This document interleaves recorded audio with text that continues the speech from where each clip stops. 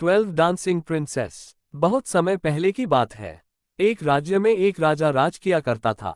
उसकी 12 पुत्रियां थीं। सभी बहुत सुंदर थी। वह सबसे बहुत प्रेम करता था, इसलिए उनकी सुरक्षा का विशेष ख्याल रखता था। किसी भी राजकुमारी को महल से बाहर जाने की अनुमति नहीं थी।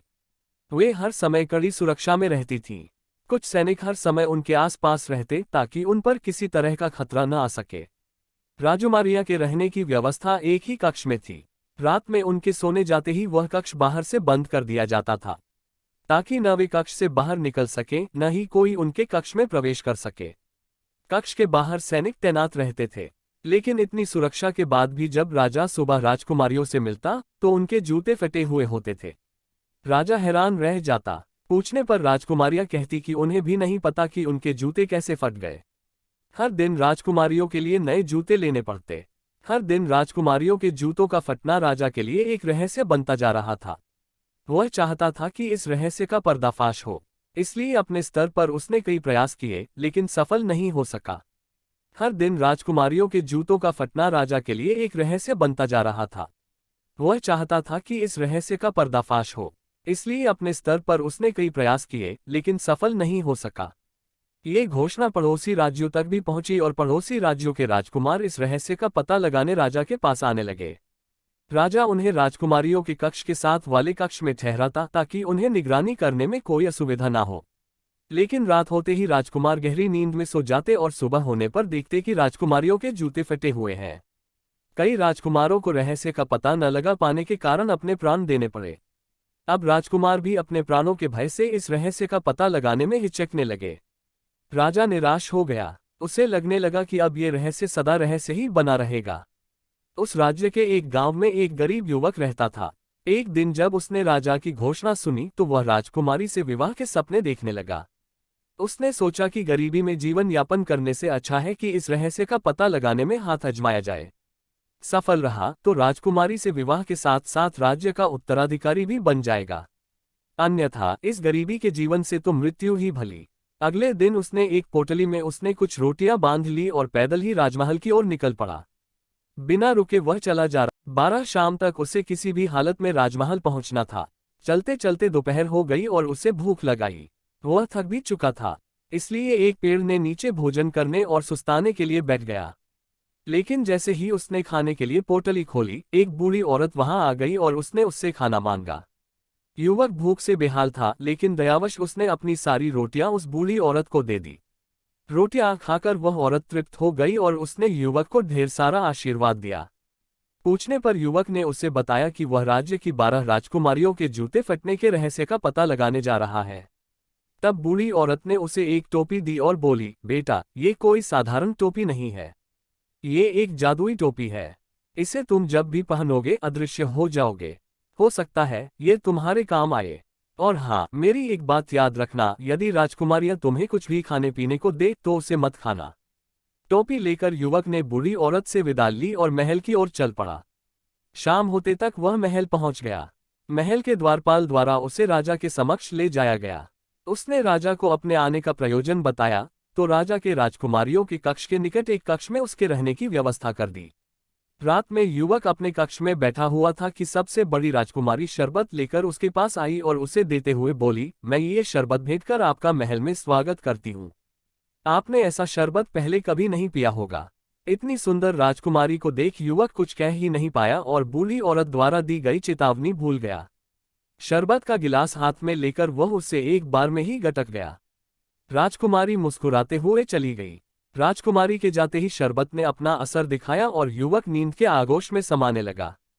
वास्तव में उस शरबत में नींद की दवा मिली हुई थी। रात भर युवक गहरी नींद में सोता रहा। सुबह उठकर जब वह राजा के पास गया तो उसे पता चला कि 12 राजकुमारियों ने जूते फटे हुए हैं। राजा ने उसे चेताया कि अब उसने पास मात्र 2 दिन का समय शेष है। इन 2 दिनों में यदि उसने राजकुमारियों के जूते फटने के रहस्य का पता नहीं लगाया तो उसका सिर धड़ से अलग कर दिया जाएगा। युवक को अपनी गलती का एहसास था।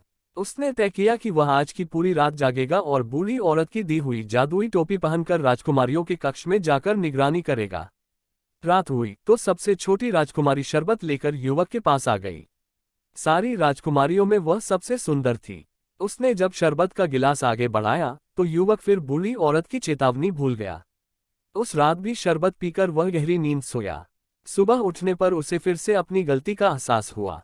राजा ने उसे बुलाकर अंतिम चेतावनी दे दी कि इस रात रहस्य का पता न लगा पाने पर वह अगली सुबह अपने प्राण गंवा देगा। अब युवक के सामने करो या मरो की स्थिति थी। उसे उस रात हर हाल में जागना था और राजकुमारियों के जूते फटने के रहस्य का पता लगाना था। रात में फिर से छोटी राजकुमारी शरबत लेकर उसके पास आई, लेकिन इस बार वह सावधान था। उसने शरबत का गिलास ले तो लिया, लेकिन पिया नहीं। राजकुमारी के जाने के बाद उसने शरबत खिड़की से बाहर फेंक दिया। शरबत न पीने के कारण इस बार उसे नींद नहीं आई। देर रात वह बूढ़ी औरत की दी हुई जादुई पहनकर 12 राजकुमारियों के कमरे में चला गया। जादुई टोपी के कारण वह अदृश्य था। कोई उसे देख नहीं पा रहा था, लेकिन वह सब कुछ देख रहा था। उसने देखा कि सभी राजकुमारियां सुंदर वस्त्र और नए जूते पहनकर सज धजकर तैयार हैं।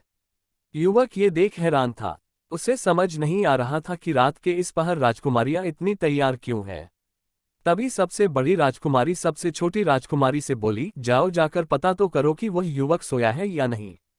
छोटी राजकुमारी युवक के कक्ष की ओर की दीवार पर कान लगाकर खड़ी हो गई और उसके खर्राटे सुनने की कोशिश करने लगी। युवक समझ गया कि उसे खर्राटे की आवाज निकालनी होगी ताकि राजकुमारियां उसकी ओर से निश्चिंत हो जाए। वह अदृश्य अवस्था में दीवार के पास जाकर खर्राटे की आवाज निकालने लगा, जिससे छोटी राजकुमारी को लगा कि वह सो गया है। उसने सारी राजकुमारियों को ये खबर दे दी। फिर सबसे बड़ी राजकुमारी ने 12 बिस्तरों में से एक बिस्तर खिसकाया और 3 बार ताली बजाए। ताली बजाते ही वहां की जमीन एक ओर खिसक गई। वह एक गुप्त मार्ग था जहां नीचे की ओर सीढ़ियां बनी हुई थी। सभी राजकुमारियां एक एक कर उस गुप्त मार्ग में बनी सीढ़ियों से नीचे उतरने लगी। युवक भी उनके पीछे हो लिया। सीढ़ियां खत्म होने पर एक घना जंगल पड़ा। उस जंगल में लगे पेड़ों की डालियां सुनहरी थी। युवक ने एक सुनहरी डाली तोड़कर अपने पास रख ली। जंगल पार कर राजकुमारियां एक झील के किनारे पहुंची, जहां 12 नावों में 12 राजकुमार उनका इंतजार कर रहे थे। सभी राजकुमारियां एक एक नाव में बैठ गई। युवक सबसे छोटी राजकुमारी की नाव में बैठा। नाव में बैठकर राजकुमारियां नदी पार करने लगी। छोटी राजकुमारी को अपनी नाव कुछ भारी प्रतीत हो रही थी। होती भी क्यों ना, युवक उसमें बैठा हुआ था। उसने पास ही एक दूसरी नाव में बैठी अपनी बड़ी बहन को ये बताया तो वह हंसने लगी और बोली, लगता है आज वह नींद में है। फिर छोटी राजकुमारी कुछ न बोली। कुछ ही देर में नाव नदी पार पहुंच गई। सभी राजकुमारियां राजकुमारों के साथ नाव से उतरी और आगे बढ़ने लगी। कुछ ही दूर रोशनी से जगमगाता एक शानदार महल था। उस महल में संगीत गूंज रही थी। राजकुमारियां महल के अंदर चली गई। युवक भी पीछे पीछे महल में चला गया। वहां उसने देखा कि कई युवक और युवतियां एक साथ नृत्य कर रहे हैं। राजकुमारियां भी राजकुमारों के साथ नृत्य करने लगी। युवक को अब 12 राजकुमारियों के जूते फटने का कारण समझ आ चुका था। वह एक किनारे पर खड़ा होकर सबको नृत्य करते देखने लगा। थोड़ी देर बाद उसे भूख लगने लगी। उसने देखा कि उस कक्ष के एक किनारे पर रखी मेज पर ढेर सारे पकवान सजे हुए हैं। उसने एक मिठाई उठाई और अपने मुंह में डाल ली। उसी समय सबसे छोटी राजकुमारी की नजर उस ओर चली गई और उसने मिठाई को हवा में उड़ते और गायब होते देख लिया। ये देख वह डर गई। वह सबसे बड़ी राजकुमारी के पास गई और यह बात बताई तो वह बोली, लगता है तुम आज खुली आंखों से सपने देख रही हो। छोटी राजकुमारी क्या कहती, वह चुप हो गई। इधर युवक ने वहां रखे बर्तनों में से एक सुनहरा प्याला उठाया और अपने पास रख लिया। राजकुमारियां रात भर नृत्य करती रही। फिर सुबह होने पर महल से निकलकर नाव में बैठकर नदी पाकर जंगल से होते हुए सीढ़ियां चढ़कर गुप्त द्वार से अपने शयन कक्ष में आ गई। युवक भी उनके पीछे पीछे वापस आ गया। कुछ देर में ही राजा का बुलावा आ गया। जब वह दरबार पहुंचा तो 12 राजकुमारियां भी वहां उपस्थित थीं। उनके जूते फटे हुए थे। राजा ने युवक से पूछा, क्या तुम राजकुमारियों के जूते फटने का रहस्य पता लगा पाए? यदि नहीं तो अपनी अंतिम सांसें ले लो। युवक बोला, महाराज, मैंने इस रहस्य के बारे में पता लगा लिया है। और उसने रात की पूरी घटना राजा को बता दी। प्रमाण स्वरूप उसने जंगल में पेड़ से तोड़ी सुनहरी डाली और महल से उठाया सुनहरा प्याला राजा के समक्ष प्रस्तुत किया। राजा ने जब राजकुमारियों से इस बारे में पूछा तो उन्होंने भी ये बात स्वीकार कर ली। राजकुमारियों के जूते फटने का रहस्य उजागर हो चुका था। राजा ने अपना वचन निभाते हुए युवक से पूछा कि वह किस राजकुमारी से विवाह करना चाहता है। युवक ने सबसे छोटी राजकुमारी से विवाह की इच्छा जताई। राजा ने युवक का विवाह सबसे छोटी राजकुमारी से करवा दिया और उसे अपना उत्तराधिकारी घोषित कर दिया।